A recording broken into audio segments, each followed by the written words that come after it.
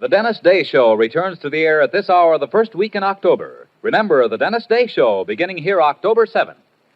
Presenting Joel McRae in Tales of the Texas Rangers. On stage tonight, transcribed from Hollywood, another in NBC's parade of exciting half-hour presentations.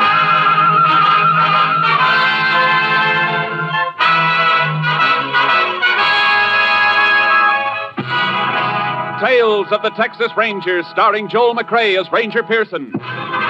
Texas, more than 260,000 square miles. And 50 men who make up the most famous and oldest law enforcement body in North America.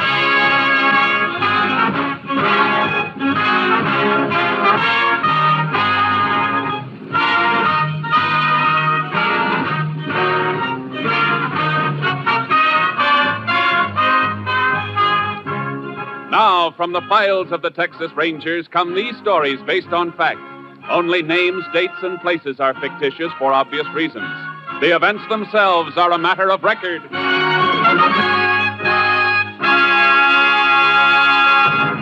Tonight's case, play for keeps.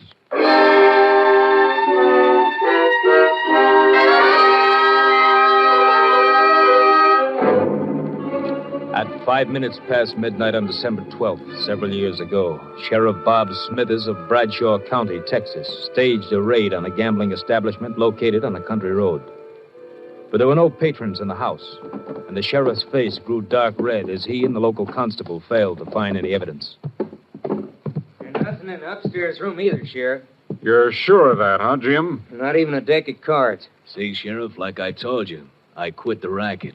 Yet this is the fourth time this year you rousted me out of bed. I know you're operating, Walton, and I'm going to get you for it. You're not going to milk the citizens of this county, not while I'm sheriff. Look, Sheriff, this happens to be my house. Warrant or no warrant, you finished your business here. How about getting out? I guess we might as well go, Sheriff. No, Jim. We're going to stay a minute. I want to talk to Walton, and you. About what? I was sure of this raid tonight, Jim. Dead sure. Just like I've been sure the last 3 times, because only you and me ever knew about 'em. I didn't tell nobody but you, Jim. You, the constable. Sounds like he's accusing you of tipping me off, Dunn. I know he tipped you, Walton. You better watch what you're saying, Bob. All that talk about law and order and wanting to uphold 'em. Let me see your wallet, Jim. Take it out and let me see it. Now, wait a minute, Sheriff. You shut up. Come on, Jim. I want to see if you're carrying the kind of money an honest man gets for being a peace officer. What I carry on me is my own business. Why, you cheap two-bit snake. Nothing cheap about a few hundred once in a while. Be smart, Sheriff. Get a few for yourself. Why don't you listen to him, Sheriff? He's talking sense. Come on, both of you. I'm taking you in. You can't make anything stick. Maybe not. But I'm going to make this county too hot for both of you. I'm going to run you out of it. Keep your hands off me, Sheriff. You're under arrest. Grab him, Walton. I got it. Now, just hold it, fool, while I get his gun. I got it. There. Now. Dunn, you killed him. No, you killed him. You grabbed his gun and killed him. He was after you, Walton. I got a gun of my own, and I'm the constable. You set me up for a frame? Not necessarily, Walton. It's up to you. His body could be moved out of here. What's your play? What do you want? No more chicken mash. 50% of your take, and you can go right on operating. With him dead, you crazy fool? You're forgetting something, Walton. I'm top dog now, and investigating this murder will be my job until a new sheriff is appointed. But I don't think I'm going to be able to solve it.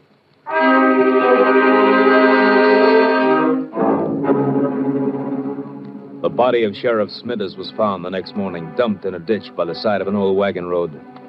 During the next few days, Constable Jim Dunn conducted a seemingly honest but fruitless investigation, even following the efficient peace officer's routine of making use of the state lab facilities at Austin. But citizens of Bradshaw were not satisfied, nor was the editor of the Bradshaw Times. Clippings of his editorials were on file with Captain Stinson of the Texas Rangers, and the captain sent for Ranger Jace Pearson. You want to see me, Captain? Yeah, Jace, sit down. There's no acting sheriff appointed by the court of Bradshaw County here, Jace. I think you better take over. About the killing of Sheriff Smithers? Mm-hmm. I'd like to. I knew Smithers. See, that's right. You worked with him about 5 years ago. When he first took office, cleaned that county up in 3 months and cleaned it good. Well, it doesn't look like it stayed clean, Jace. Not according to this editorial clipping from the Bradshaw Times. I've read it. It's going to be a tough one, Jace. No clue to the killer, and the trail has had a couple of days to cool off. Well, then I better get going before it gets any cooler. You'll hear from me. Jace, Yeah, Captain. I just want to remind you, whoever did it doesn't hesitate to kill a man wearing a badge.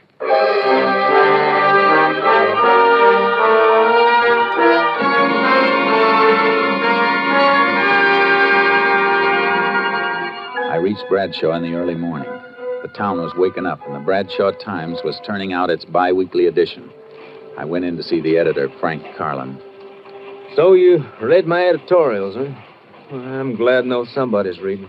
You got readers, all right. People been clipping them out and mailing them into our headquarters. Yeah, I guess there's always a handful of people to hold out. Wonder what the world would do without them.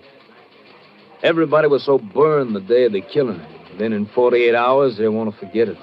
Yeah, it's always that way. How about the constable, Jim Dunn? Oh, he's all right, I guess. But he's only been constable for a year. He just doesn't have the experience. It'll take the court a couple more days to decide on a new sheriff. I better knock out a story on your rangers coming in. Might wake the people up again. I'd rather you didn't, Mr. Carlin. I'll be around, and they'll know soon enough. Oh, see what you mean. Want me to lay off the editorials for a while? If you don't mind. You know, Sheriff and I are on different sides of the fence politically, but he was an honest man, and I liked him. I got a headline back there, all set and gathering dust. It says, Sheriff's Killer Caught. Ranger, give me a chance to use it.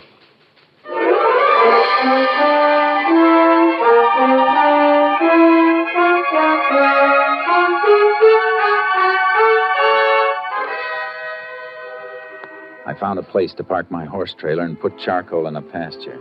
Then I headed for the constable's office and met Constable Jim Dunn. There are all the reports in my investigations, Ranger. If you think I haven't done a good job, maybe those will change your mind. I even checked ballistics with the Austin lab. My being here isn't a criticism of you, Mr. Dunn. I'm here because I was sent until a new sheriff is appointed and to give you help. I've done everything possible.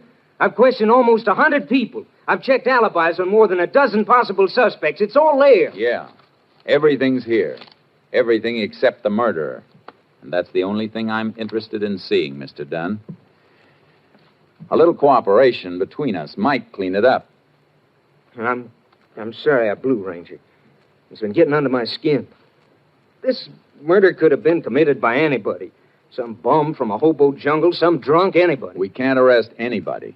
We've got to arrest somebody. Somebody definite. Now, exactly where was the body found? Old Wagon Road, bypasses town about 2 miles north. Is it fit for a car? Yeah, but you got to go roundabout to get to it, almost 11 miles. You won't find nothing there, though. I'd like to take a look anyhow. Can't we cut cross-country on horses? Yeah, shorter if you want it. I want to. My horse is in a pasture. I'll meet you at the edge of town in 5 minutes.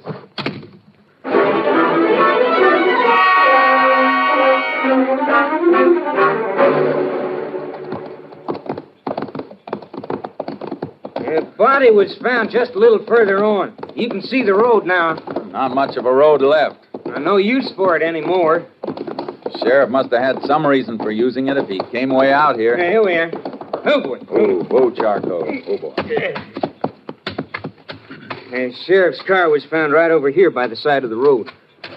Where was he? Lying right beside it. Been dead about 7, 8 hours when he was found. Who found him? Cowpoke looking for some strays. That's lucky. Otherwise, the body might have been here for a few days or even weeks before somebody came across it. Yeah. You get pictures of the position of the car and the body? Of course I did. Anything else? Yeah. Any exhibits, casts of footprints, anything like that? No. When I got the call, I brought a bunch of men out with me. I was excited, and I didn't think to stop them from tramping around. I can see why you'd be upset. Well, if there was anything to find, it's a cinch it isn't here now. Weather would have wiped it out if your men hadn't. You want to go back to town? Yeah. I want to look at the car. Get up, boy. Get up. Get up. How about the exhibits from the sheriff's body? I sent the bullets and the gun in. Your lab checked it. Verified it was the sheriff's own gun. I'm talking about the clothes he was wearing. You got those, haven't you? Sure I got them. I got all the evidence there was. You should have sent it all in. I want to look at that stuff, too. Well, let's step it up. Come on, Charlie. Yeah.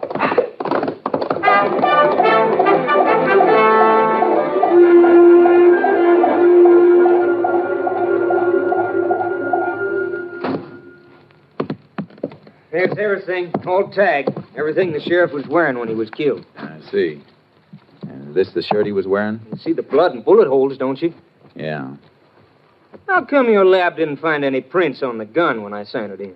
It didn't even have the sheriff's own prints. It was wiped clean. Well, this is kind of odd. What? Well, the sheriff was shot twice, and they dug one slug out of him. The other one passed clean through. Yeah, according to the coroner's report, one slug hit his collarbone. That stopped it. Yeah, that's what I mean. The course of the bullets. Both shots fired into the left side, just above the kidney. But the one that came through came out the right side of his shirt collar here, right through his neck. What about it? It's a funny course for a bullet to take, unless the man who fired the gun was lying down and fired up at the sheriff. Yeah, that's what I figured, too.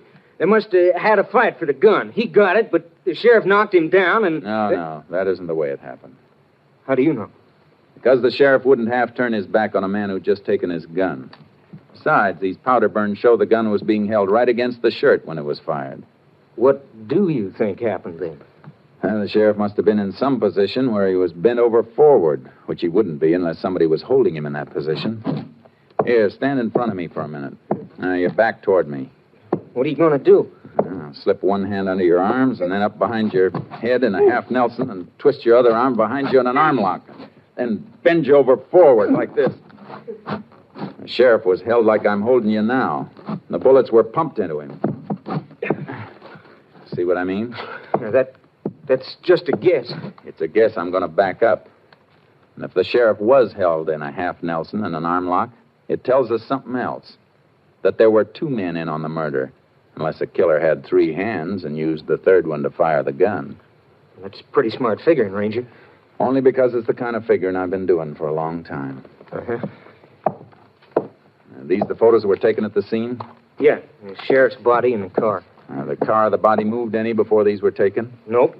Car was right there, with the sheriff flat on his face beside it. And less than 2 feet away from it. His right side toward the car. Yeah. The bullet that passed through the sheriff came out on his right side. That means it should have hit the car. But there's no mark. I don't see that helps us any. It helps plenty, Dunn. It tells us the sheriff wasn't killed out there. He was killed someplace else and brought out there.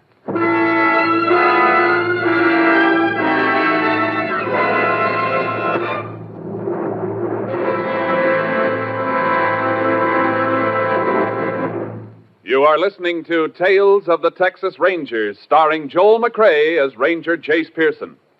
Now we continue with tonight's case, Play for Keeps, an authentic story from the files of the Texas Rangers.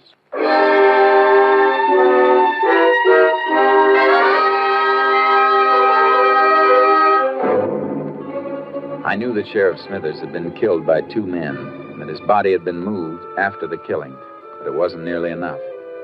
It was evening before I figured out my next move, a move I didn't like to make.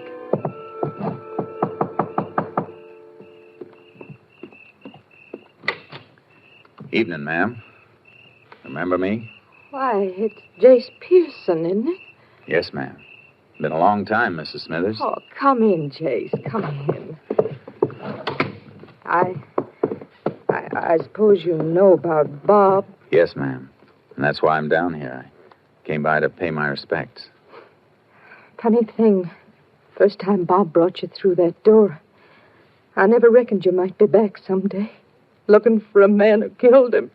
I wish it could have been for another reason, ma'am. But Bob kept things working so well here, there seldom was any reason for a ranger to come visiting in Bradshaw County.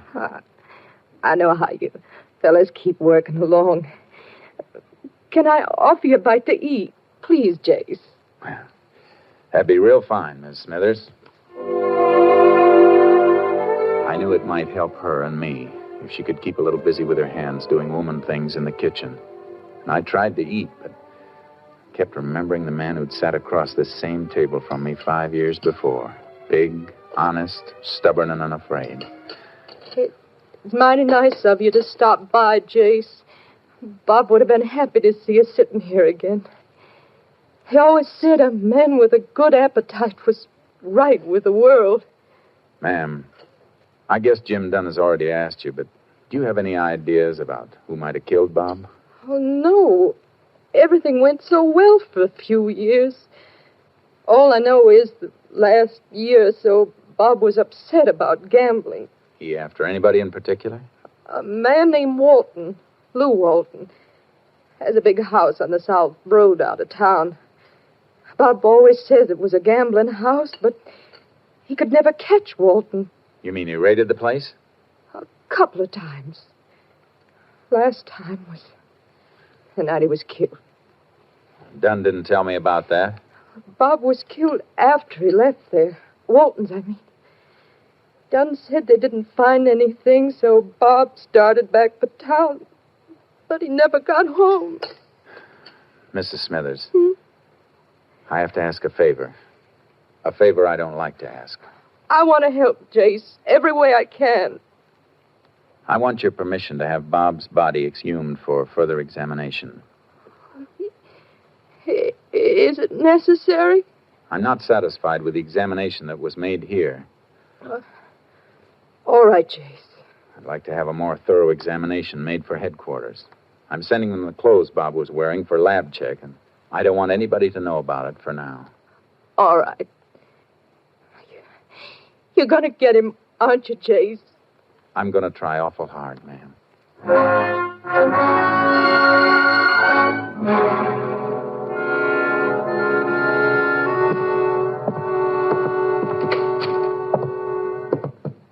Well, howdy, Ranger.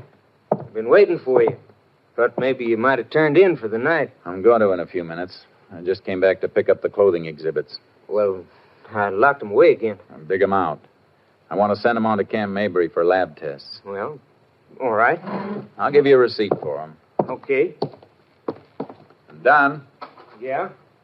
in those reports of yours, I didn't see any mention of a man named Lou Walton. Why should there be? I understand that Walton's a gambler and that you helped Smithers raid his place the night Smithers was killed. Now, here are the exhibits. You're thinking way out of line on Walton. His alibi's airtight. According to who? According to me, I was with him all night after Smithers left the place. You didn't come back to town with the sheriff?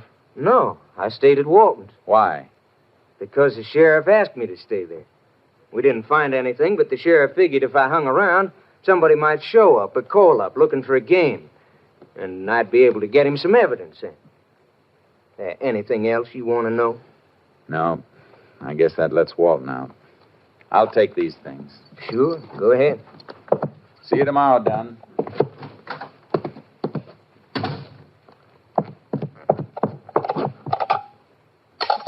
Number, please. Oak Hill, 243. Moment, please.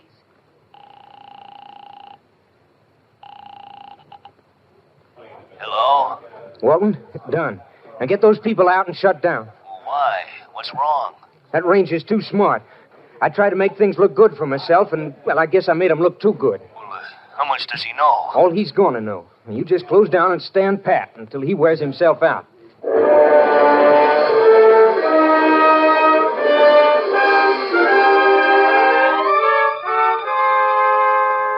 The sheriff's body was dug up in the examiner's report sent on to Austin. Headquarters also had the exhibits I'd gotten from Dunn. By late afternoon of the next day, Captain Stinson telephoned me long distance. Got a complete report from the lab, Jace. Go ahead, Captain. You were right about the position of the body when the shots were fired. Autopsy report shows the organs were pierced in a manner that'd be possible only if the sheriff were bent over forward. Good. Anything else? Yeah, that shirt you sent up. Lab thinks Smithers was killed indoors. Why? Some lint stuck to the blood and held when it dried. Analysis indicates it comes from a fabric used in expensive carpeting, violet color. Thanks, Captain. That may be enough to wind this up.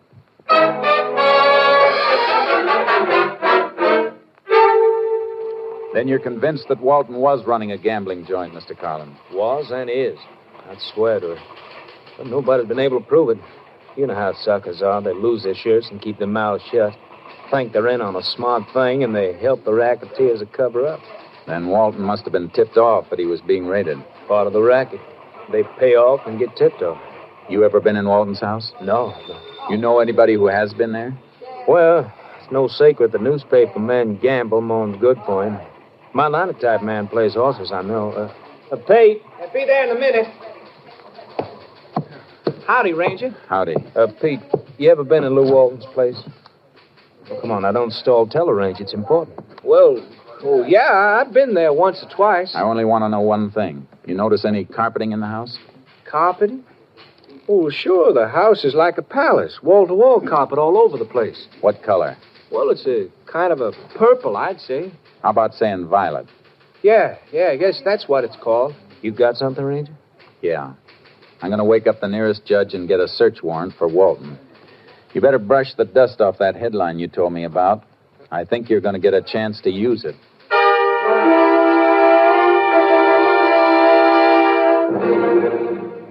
I was wondering when you get around to me, Ranger. Seems like everybody who wears a badge just loves to poke his nose into my life. I wouldn't worry about your nose, Walton. If you want to be smart, watch out for your mouth. I didn't mean anything, Ranger. Just that a man ought to have a little privacy. And you love the death cells at Huntsville. They're real private. Well, I always cooperated. The constable, Jim Dunn, he'll tell you that. I bet he would. Nice carpeting you got here. I like the color. Yeah, let me get you a drink or something, Ranger. All good stuff. I don't have anything but the best. You know the old saying, the best is none too good. Walton, there's been a strong cleaning fluid used on a piece of this rug. And one spot faded just a little. Well, I spilled some wine. I had a party one night. The night the Sheriff Smithers was here last? No, before that. Oh, that's right. I forgot. Nobody was here the night Smithers came. No, nobody. The constable, he stayed. Stayed most of the night after the sheriff left. Yeah, so he told me. Let me show you the rest of the house. Upstairs. No, thanks. I just want to look at the walls in this room. Sure pretty. You know, at Huntsville, they don't have pretty walls like these. Just cold concrete and steel bars. What do you keep talking about Huntsville? I'll tell you as soon as I stand up on this chair and rip off this new piece of wallpaper. Don't. You have no right to. Just looking for this small bullet hole, papered over.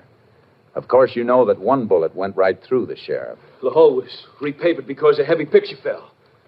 The nail made the hole. .38 caliber nail? I'm going to have this rug ripped up and sent to my lab, Walton.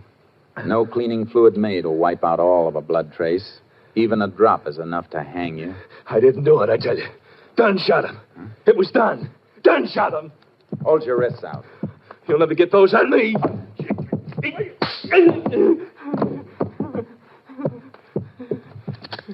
bet wrong this time, gambler. Now get up. I'm taking you in.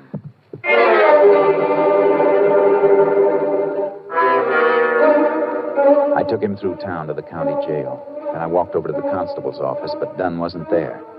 I had to find him quick before he knew I had Walt. I headed back for the jail, and as I turned into the street, I saw something move in the shadows. There was another car, not far from mine, the constable's car, and Dunn was getting into it. Dunn, wait a minute! Oh, get out of the way, people! Get back, please!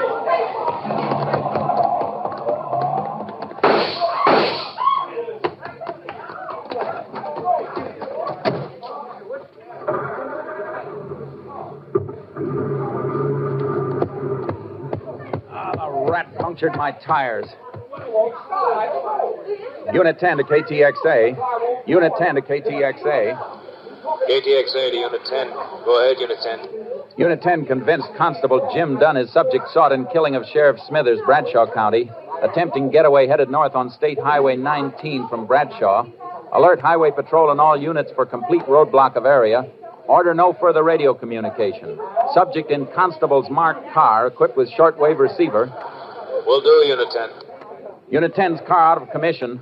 We'll attempt to commandeer another car for pursuit. Unit 10, 10-4. KDXA, Austin. Step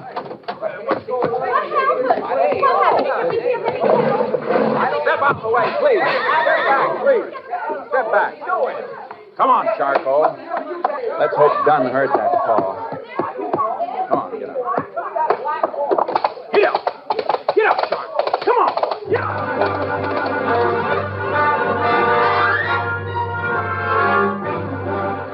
I had to gamble. The last part of my call had been a plant I wanted Dunn to hear. He'd know he couldn't get more than 15 or 20 miles before he was blocked unless he took some back road. And I'd seen him take a north turn out of town toward the wagon road he dumped the sheriff's body on. It was 11 miles for him by car, 2 miles cross-country for me. I raked Charcoal all the way, reached the road, and rope-dragged a couple of dead logs across it. We finished just in time. I heard the whine of a car coming over the rise in the rough road as the first glimmer of the headlights stabbed the darkness. I tied Charcoal back in the trees and dropped in the brush to wait. This is the end of the road, Don. Don't try backing up. Now you haven't got any tires. I'm giving you a chance to surrender, Don. You keep your chances, Ranger. You missed, Don. Now I'm coming around the car to get you. You want to shoot it out? Let's go. Yeah. Wait a minute. No, Ranger. You don't shoot. Don't shoot. I'll drop my gun. Here. See? I ain't armed. Come here. I ain't armed. Neither was Smithers when you lifted his gun and killed him with it. Good thing for Texas all constables aren't like you. Come on. Walton's waiting for you at the jail. Looks like you'll be partners again at Huntsville.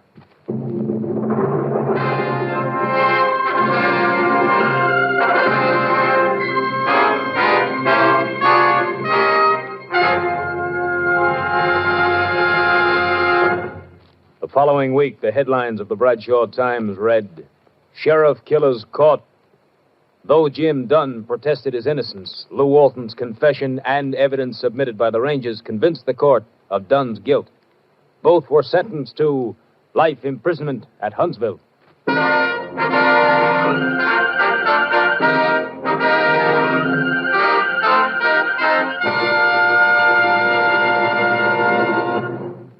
This is Joel McCrae. In the 125 years since their organization was founded, the Texas Rangers have written many new pages into the history of law enforcement. With only a handful of men and a vast territory, they have never failed to live up to their slogan, first to advance, never retreat. That is the creed a Ranger follows. And they have a belief that was impressed on me by one of their officers, a belief that often brings them victory over tremendous odds. In the words of the Texas Rangers, a man who is wrong can't stand up to a man who is right and keep on coming. Next week, we'll bring you another exciting case taken from the files of the Texas Rangers. Hope you'll be listening. Good night.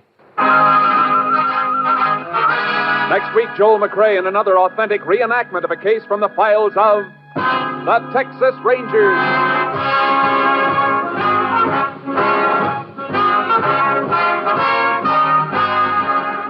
Joel McCrae is currently seen starring in the MGM production Stars in My Crown. This story was transcribed and adapted by Joel Murcott, and the program was produced and directed by Stacy Keach. This is Hal Gibney speaking.